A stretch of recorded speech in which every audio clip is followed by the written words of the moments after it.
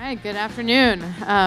We have a very exciting panel to focus on today, digging into AI and Web3. So rapid developments in generative AI and large language models have really joined the ranks this year, along with Web3, blockchain technologies, other distributed ledgers that were sort of the focus of a lot of conversations in prior years.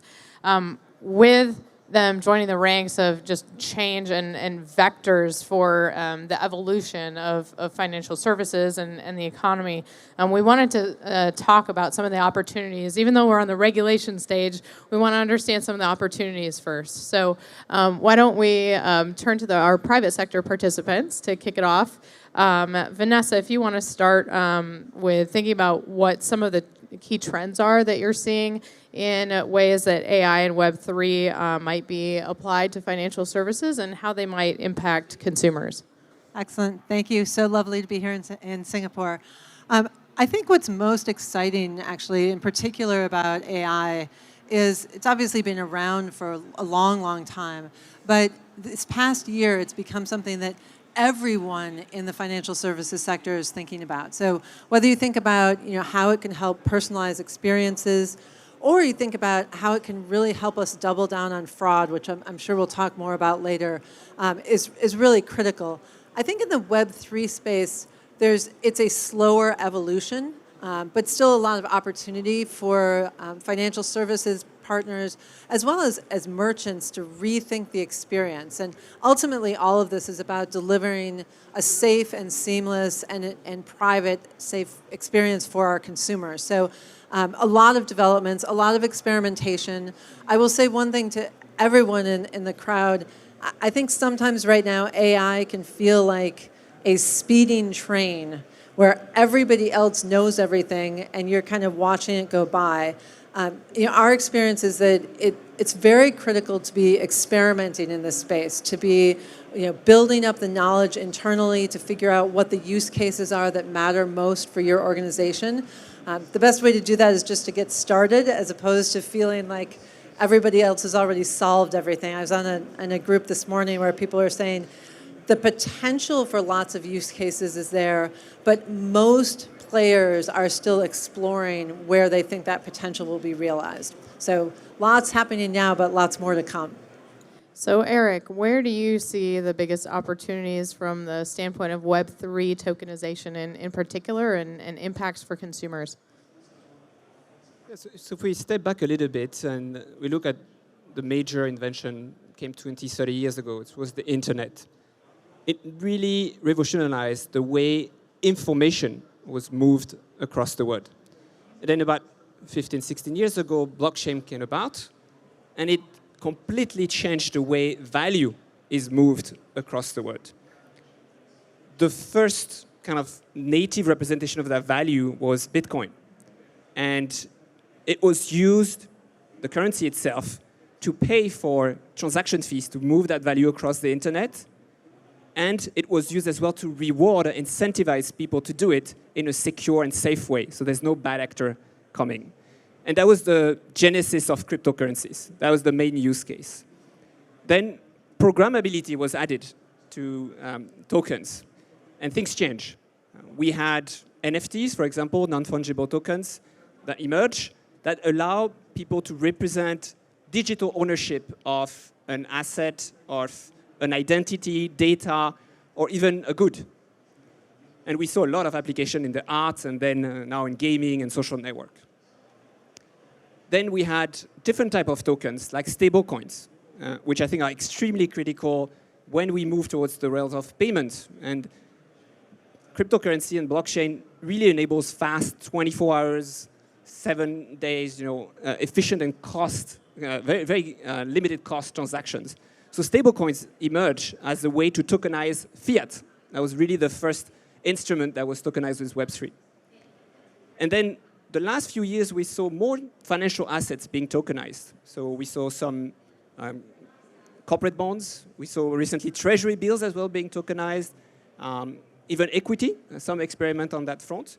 And I think we're going to see a lot more financial assets becoming tokenized because the blockchain infrastructure enables that fast transfer, fractional ownership, that people are looking for to enter and make this space more inclusive. And we'll see also if harder assets will be tokenized, like real estate. There's a few experimentation there, commodities, also a few experimentations. So I think if we look at Web3 tokenization, those are the different form of value that have been tokenized and are leveraging the blockchain infrastructure to move over the internet and across the globe. So let's then switch to the public sector for a minute. Alessandra, if you want to talk about, from the Bank of Italy's perspective, where are you focused in, just all of these different technologies that are impacting change right now? What kind of use cases are you looking at and why? Well, thank you so much for the question. In reality, the fact that we are in Europe and therefore we're in the Euro systems allows us to take a broader look at, what kind of technologies are emerging and where, as a central bank, we need to look at in order to do what a central bank should do: promote a safe environment for the development of technology. Well, the whole world of AI is, of course, changing the paradigm of a lot of the financial industry that is, that's covered under our supervision. And in 2021, we had the European Union issuing a paper that needs still to be somehow implemented in rules that are going to be more precise as we see the application of AI becoming more and more widespread, with a number of use cases are very different one from the other. Of course, our look, and I will quote Sheldon yesterday that said something that's said by the FSA, kind of make me feel proud as a European. Once the European Union gets, the move in the regulatory market, then the world follows, and I thought that was really nice. In fact, the approach that we are following is driven by the risks that we see combined with the use of AI. And that is, of course, something that we need to do because the application of AI goes cross industry and goes cross use cases. Payment system is, of course, always in our mind when we look at, Web3. That is an issue that we will touch upon. Most of the time right now, Banca d'Italia is looking at AI through research. We have issued an important paper through models that we're using ourselves to deal with sort of complaints that we receive, because of course we are also exposed to consumers' complaints. We also launched a call for proposal to the industry in our innovation hub, which is located in Milan, and that the scope of the call was the use of AI in the financial and insurance industry. So we're looking at a widespread type of application, trying to understand risks, and then move from that point of view on to then give indications to the operators. So Sheldon, I'll put the same question to you from an application standpoint before we get to discussions on regulation. Where's the FCA really focusing on, and where do you see the UK here? Yeah, so we've been, I suppose, in the space of trying to encourage innovation for some time.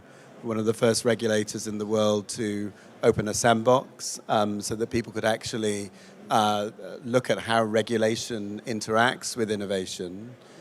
I see quite a number of use cases, technologies, or financial applications coming through. We're looking at stable coins and crypto assets at the moment, and we've got new sort of consultations out in those spaces. I'm very interested in the blockchain technology in many different aspects, both at how it can make firms more efficient in terms of back office processing and other elements which can reduce cost, and then that can have value for financial services, institutions, customers, clients, both business and retail. Interested also in the payment system.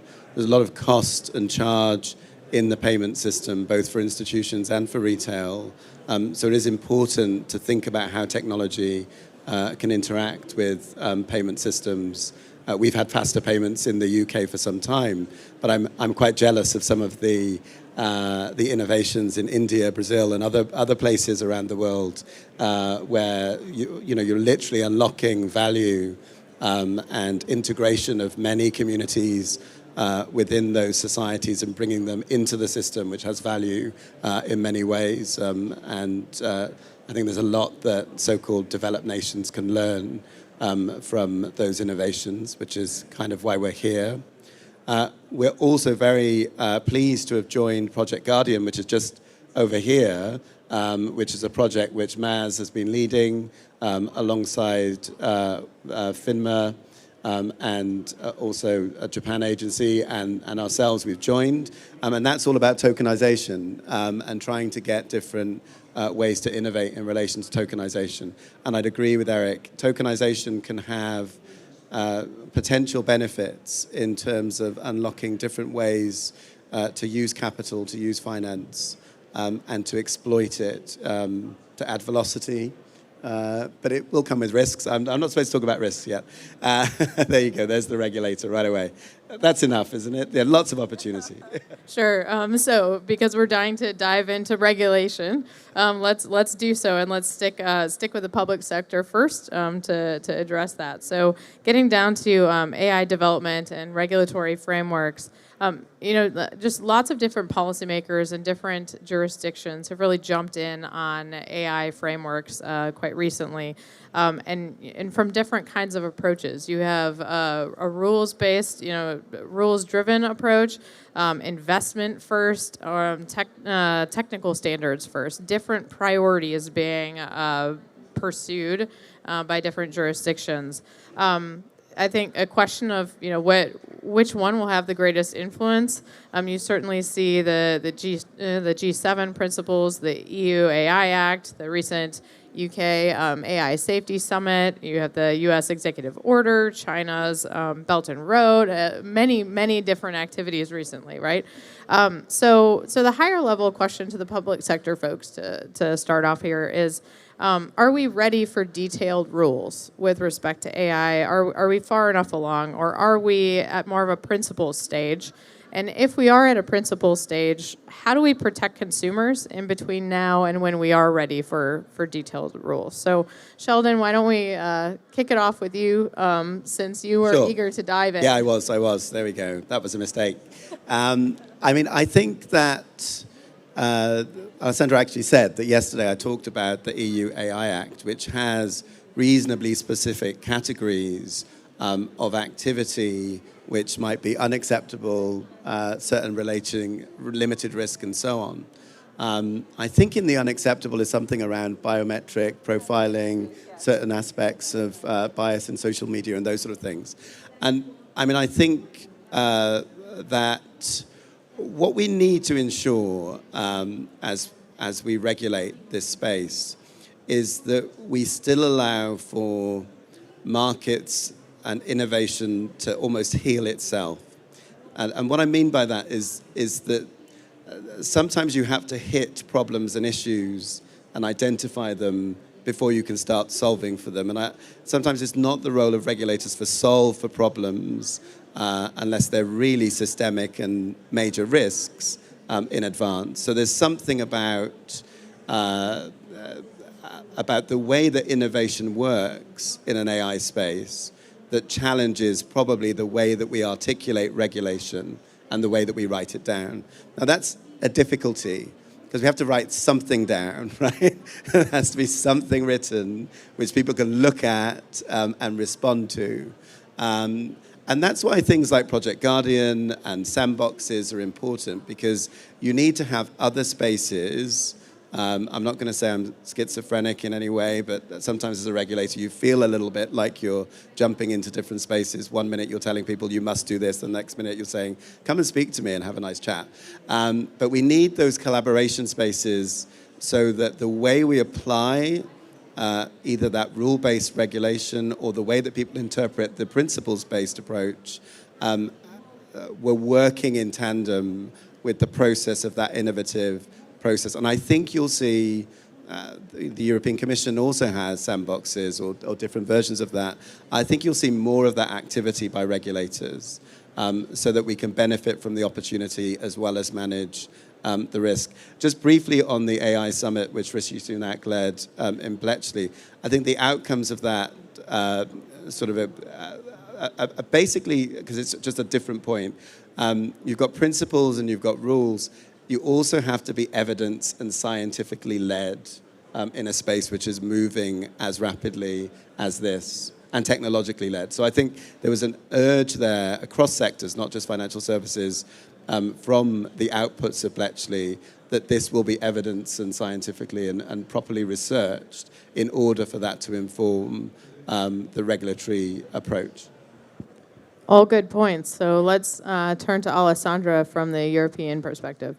Well, I mean, the AI Act, like Sheldon was saying, provides for different degrees of risks, in detailing some activities that can be prohibited or regulated or left free, from the point of view of intermediaries. The point, though, for me is that we really are in uncharted waters right now. So it's clear that the use case has a lot of merits. It's clear that we need to move according to also activities that are carried out in sandboxes and innovation hubs. That's the way we are in Bank of Italy doing, because we feel somehow that sometimes we have a blanket that we're trying to pull and push from all the sides, and but new rules are necessary. The other thing that I like to say is that we are witnessing a technology that goes way beyond regions and borders. I mean, we're looking at something which is truly global. We are getting ready for the presidency of the G7, my country is, and I think this is something that it will be high priority in the agenda that we are preparing, because I believe that the impact that AI is going to have in the financial and insurance industry is going to be massive, and it goes beyond also the application of DLT and and blockchain. So and it's interesting, because I was just commenting with some of the friends here that were here last year at the Singapore Festival. This year, it's really about AI. I think we all are extremely aware of the fact that we are encountering one of those massive change of the game. And so I think we need to be cautious. At the same time, I think there are already in the regulation throughout most of the regions of the world a number of rules that will protect, in the meantime, consumers.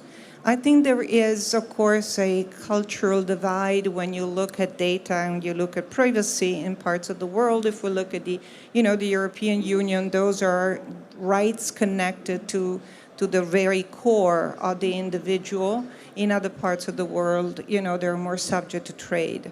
So this is already something extremely important and interesting also, that shows you also a little bit the way in which we will come to use case from different scenarios.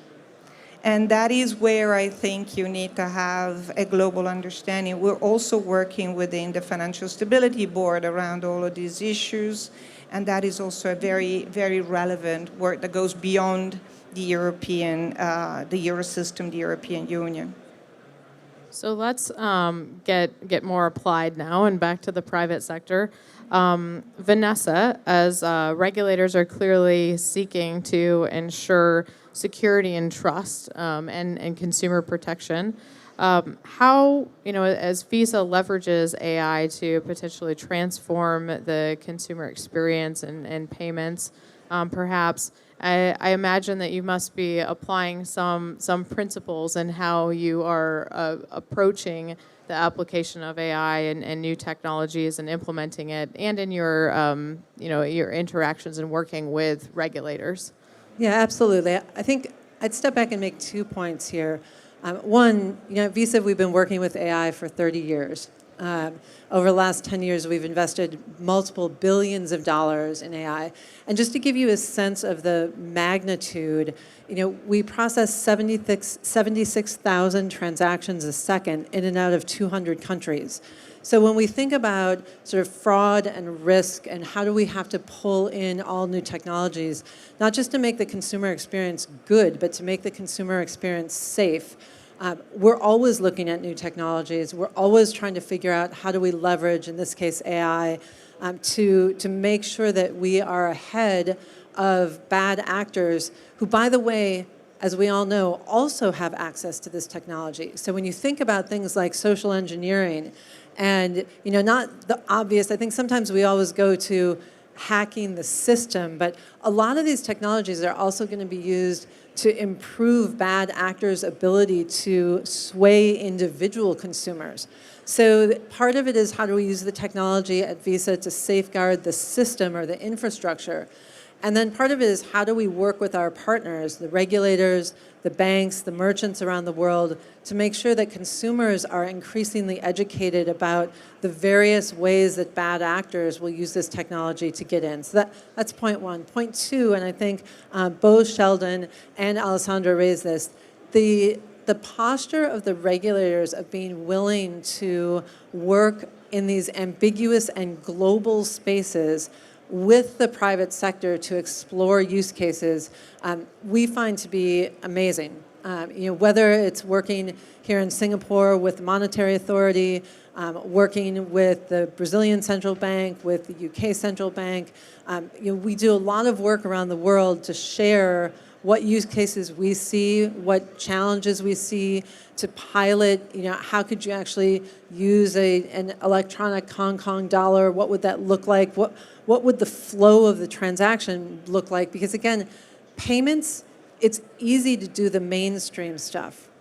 It's hard to do the edge cases. And I think before we even get to, is it principles or rules, being able to work together on, well, wait a minute, that's an edge case. Like, how are we going to make sure that whatever we're articulating cares for that? I think is important. So whether you look at kind of the first point about the magnitude of the challenge and the importance of embracing new technology to meet that challenge, and then second, this posture of private and public sector working together in these uncharted waters to try and make sure that we understand both the general mainstream use cases, but also those edge cases that in many situations are the hardest ones to wrangle. So Eric, in that same spirit and thinking about the private and public sector working together, what progress do you believe you've seen in AI and Web3 related regulation, and how is that helpful? It's a great question, and I haven't talked about AI yet, so I was feeling a bit FOMO, so that's my turn. Let's talk about Singapore. We're here today for the FinTech Festival. Just a couple of months ago, we set up our first Global Innovation Center here in Singapore with the support of MAS to focus primarily on identifying and experimenting with new use cases that merge AI and Web3. So that's perfectly around the topic of this year and this panel. And that's been tremendous to have the ability to go and experiment from Singapore to the world. And I'll talk about use cases because if you look at the combination of AI and Web3, it's mostly at the application level. We don't see too many Web3 companies working at the model or the infrastructure level, where I think a lot of the risk lies today, and I think that's where the regulators will focus on. Some of the experimentation on the application layer needs to happen before we can find the problems that may emerge.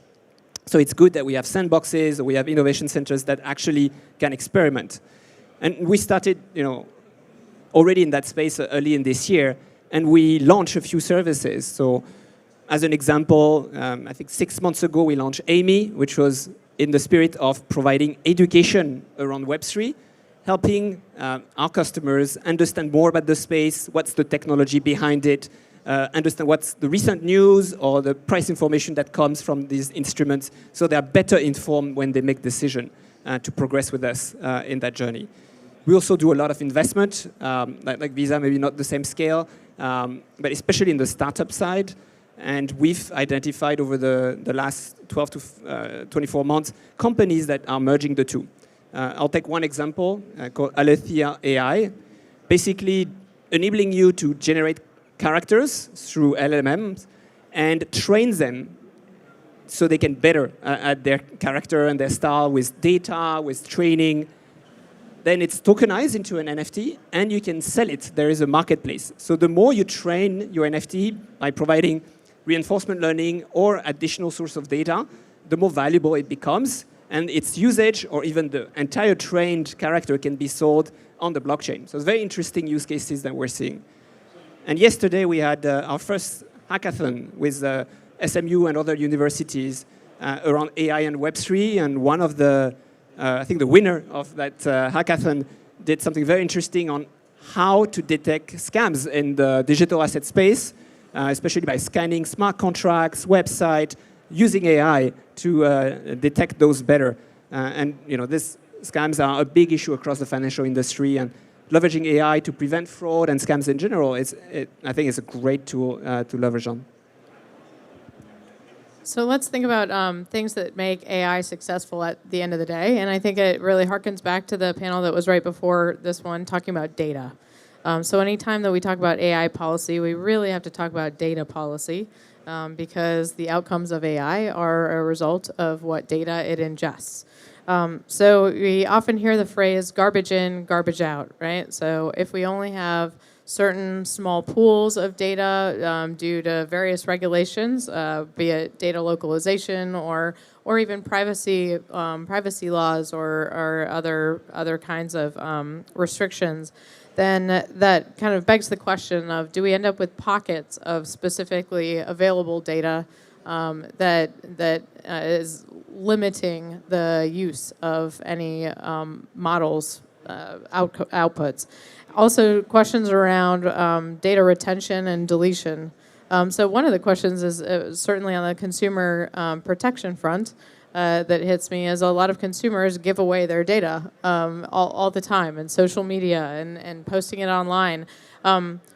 What happens with that data? Can these models use that data? Do we care about the provenance of where that data came from if it was given away?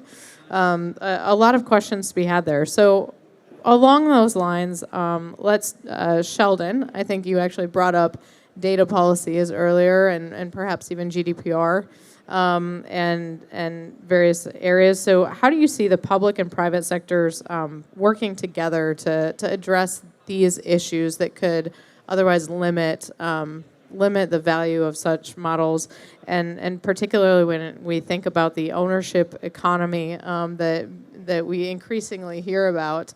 How do we have an ownership economy while we still have enough data to make these technologies valuable? Wow, that's a lot. It's like a phone a friend question.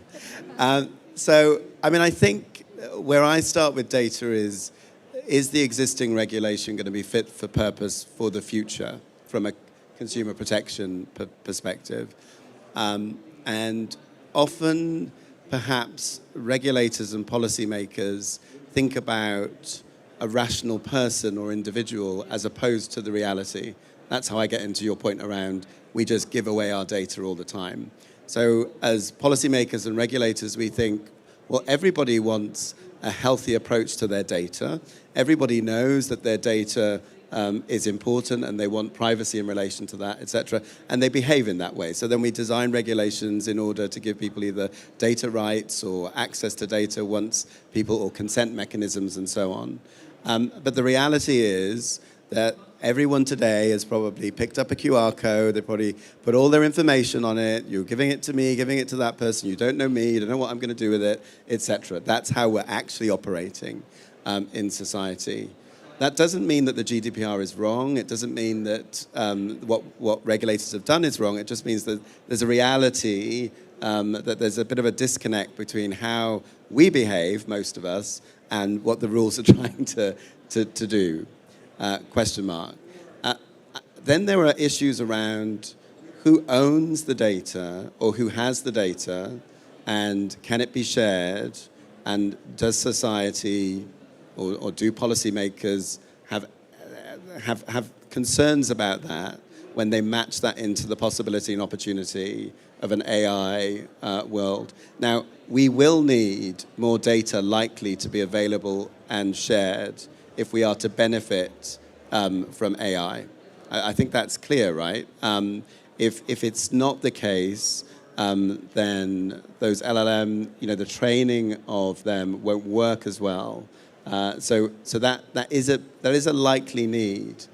However, how do you do this? So how do you get the data from X company, which is I've consented to give my data to X company, to Y company, or from a healthcare service to X company, etc. What are the rules around that? What are the ethics going to be around that? What are the consent mechanisms? I have some experience of this locally and in a small way in relation to open banking. So in open banking, we do have systems where one is sharing data, which the banks own or have from customers, to payment service providers or account information service providers, so they can use that to provide more innovative products and services to customers. And the solution in that, and this flows from the payment systems directive, so it's an EU sort of solution, is consent-based mechanisms which you routinely consent to keep sharing your data.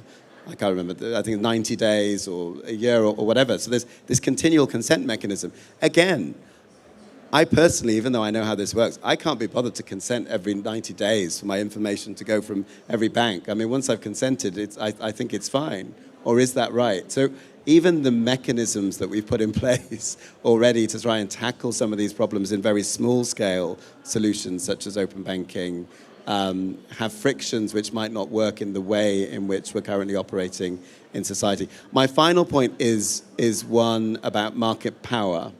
So data effectively is the new currency, isn't it? I mean, it's the new lingua franca. It's what everybody wants, and the real holders of data and information are the big tech firms, and I'm sure they wouldn't mind me saying it if they're in the audience, right? I speak freely, and that's the real holders. So one question is data a utility? Is it a public utility? Is it a good, like a moral good or an economic good? What is it? What's the connection between data and society if we go into a world where actually we need that data in order for AI to function in a way which meets economic, societal, and other goals? Sorry, that's well beyond fintech, I apologize, but I think it is related. But I think these are key questions that eventually, which are already, I think, getting attention in the noddy international circles of regulation, which I hang out in.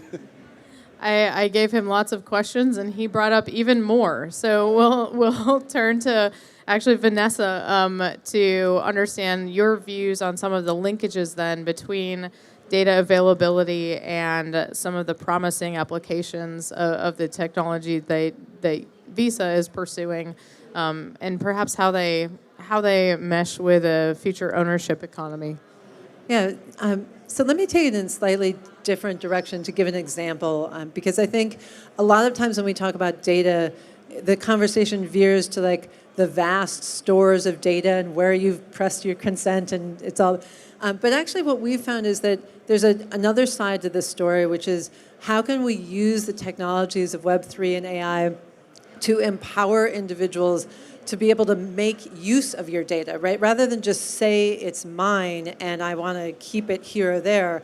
The question is, how can we make it a utility for individuals, for small business owners? So one small example, we did some work in Argentina with AgriToken to enable farmers to tokenize their grains in advance of harvest.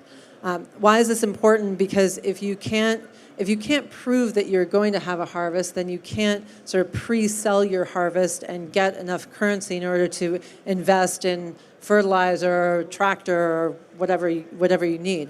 The challenge historically has been that the data about what you've done with your grains is very opaque. And so there's lots of paperwork and there's lots of like trying to prove, oh, I haven't sold it already. And so the farmers have very little leverage. They can sell either their whole crop or none of their crop, and they can only sell it to one party because it's so complicated to prove that they own it and that this is sort of the provenance of it.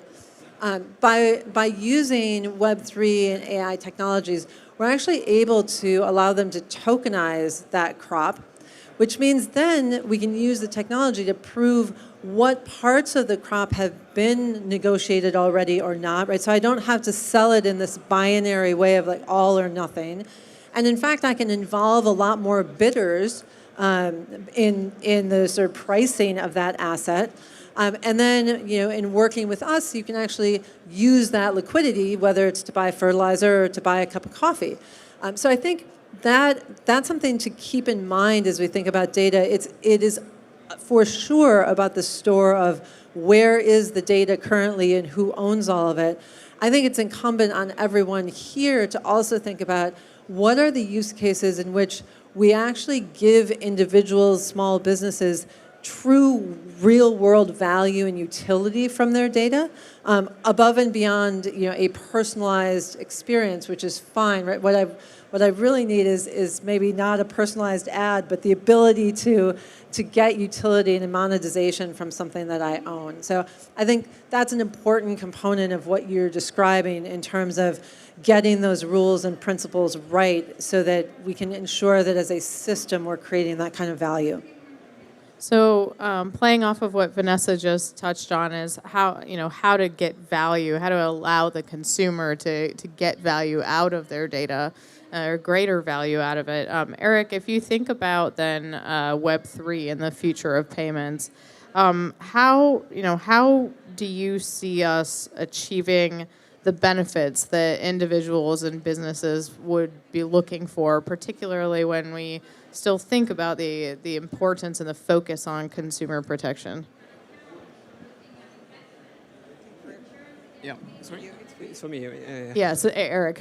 No, I think we look at the payment space. I'm happy to cover the human-to-human transfers, but as we're talking about AI, I think one of the maybe hidden use case of cryptocurrency, as it is an exchange of value over the internet, will be to facilitate exchange of value between AI agents to AI agents. We're at the beginning of this revolution that will create numerous autonomous agents in the AI space that will perform different services. And as they get to scale, thousands or millions of them, they will need to exchange and contact other AI agents to perform additional services and exchange value. And it might be quite difficult to KYC AI agent in the future. So as a medium of exchange, cryptocurrency, I think, will play a big role as AI agents evolve and become prevalent in our world. If we go back to Earthian reality and then commerce and individuals, I'll go back to stablecoins, which I think are kind of the backbone of payments using blockchain technology. Not that long ago, we announced a partnership with PayPal and Paxos as well to support and use the PYUSD, their stablecoin, between merchant and consumers.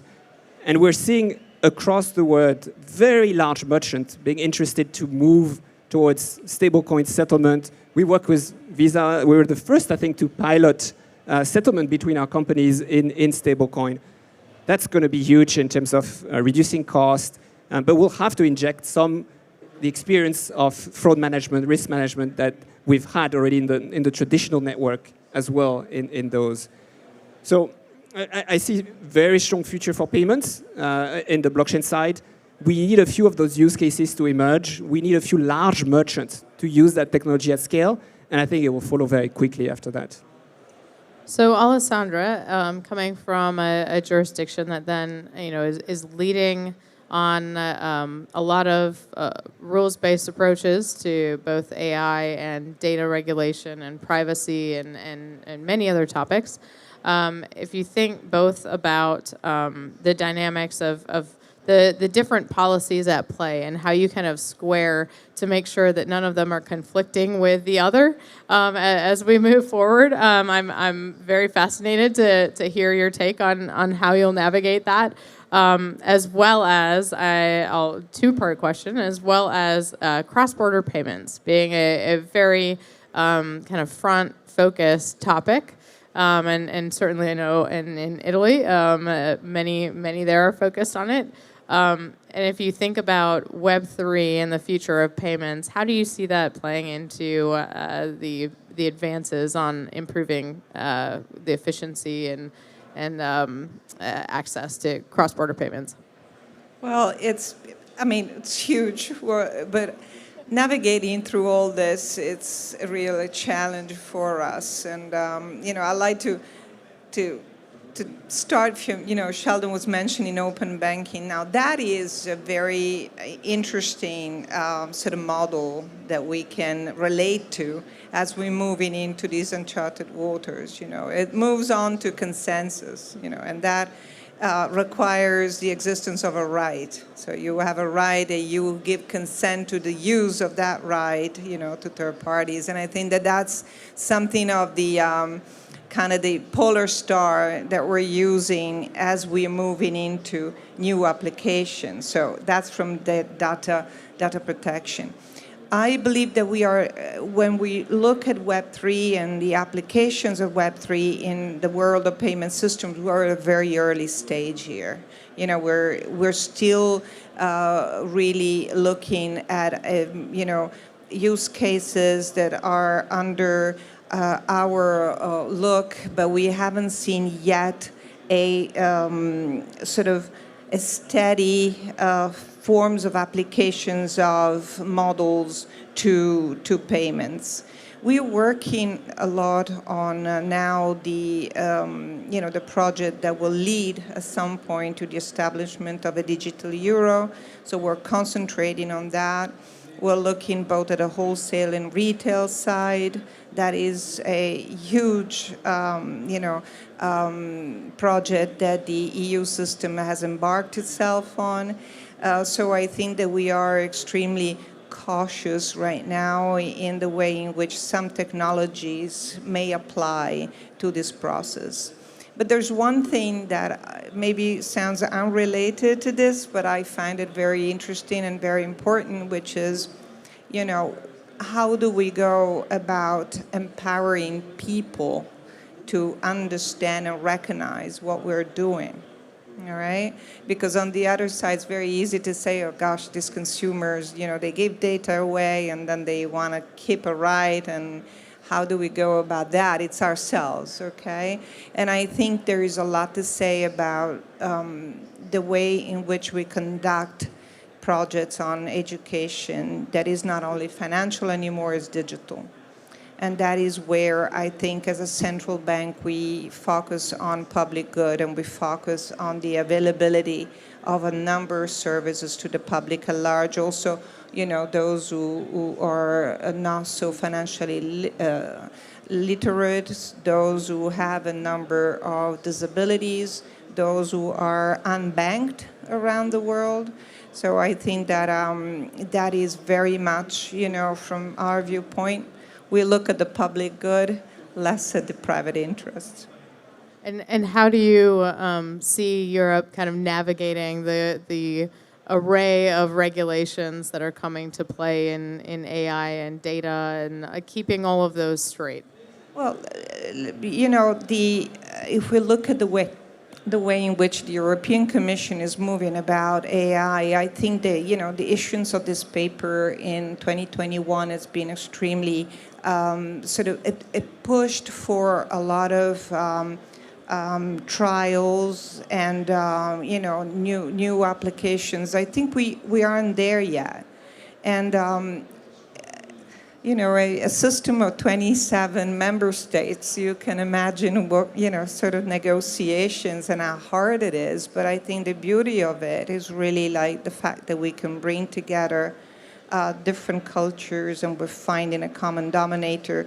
I think as I was saying, the polar star for us is consumer protection enhancing technology in a safe way. Basically, what we want in Europe is to build up an industry that is there to stay. It's there to stay, to grow, and to serve the European citizen.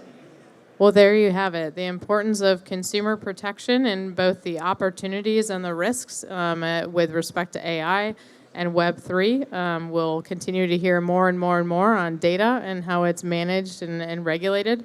But turning it over to our next panel, which I'm sure will take these themes and move them forward. Thanks.